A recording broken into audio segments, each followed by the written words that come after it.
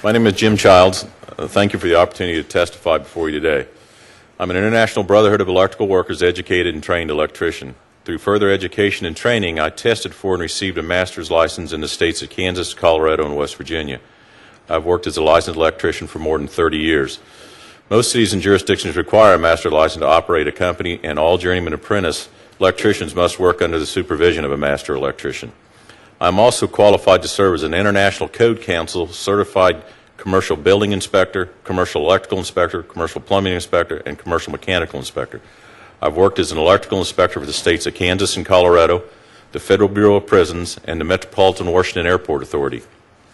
In October of 2007, I took a job with Stanley Baker Hill to work for the United States Army Corps of Engineers in Iraq. I worked as a project manager and as the subject matter expert for the USACE Gulf Region Central District. I worked in Iraq on electrical matters for 15 months until February of 2009. In my testimony today, I do not represent the Army, USACE, or SBH in any way. I'm providing my own personal observation based on my work in Iraq. I returned from Iraq in February, but I maintain communication with those with whom I served in Iraq today. KBR is responsible for 4,000 to 6,000 hard-stand buildings that existed before the war.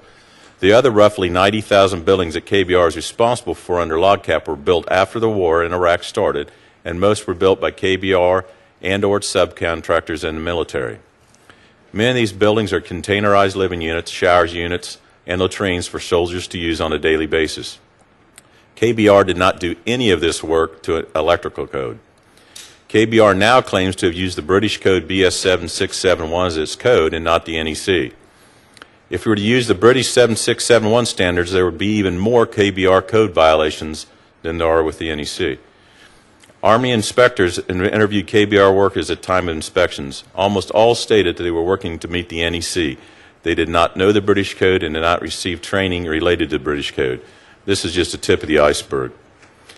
In July of 2008, I was tasked to a USACE team inspecting KBR's new electrical work and the quality assurance and quality control program at the Rawalania Palace Complex for defense contract measurement agencies.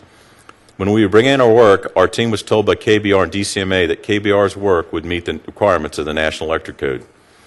In reality, the electrical work performed by KBR in Iraq was some of the most hazardous, worst quality work I have ever inspected.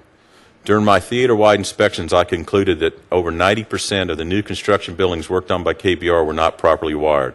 This means that over 70,000 buildings in Iraq were not up to code. Roughly 60% of KBR's workers were third country nationals, many of whom had no electrical training. These KBR employees did not have drawings or prints for the work being done. We were forced to stop our inspections because KBR claimed that their work was not completed. Several weeks later, even though KBR claimed the work had been completed, the building still did not pass inspections. General Petraeus tasked General McHale to begin Task Force SAFE in July of 2008. SAFE stands for Safety Actions for Fire and Electricity.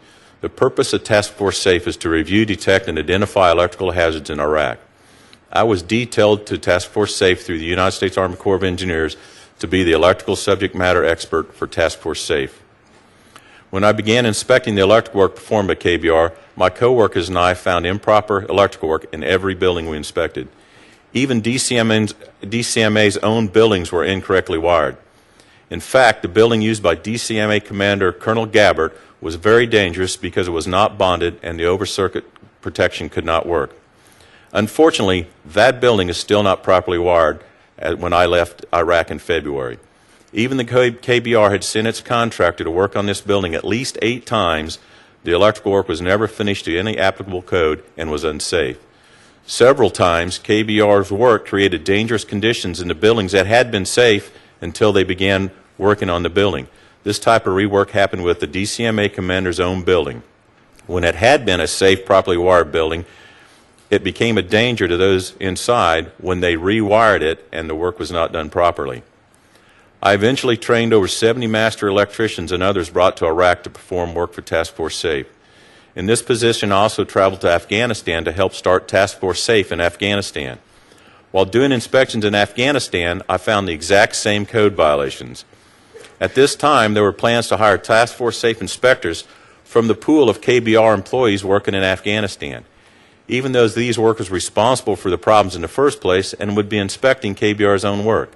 I believe this was a huge mistake.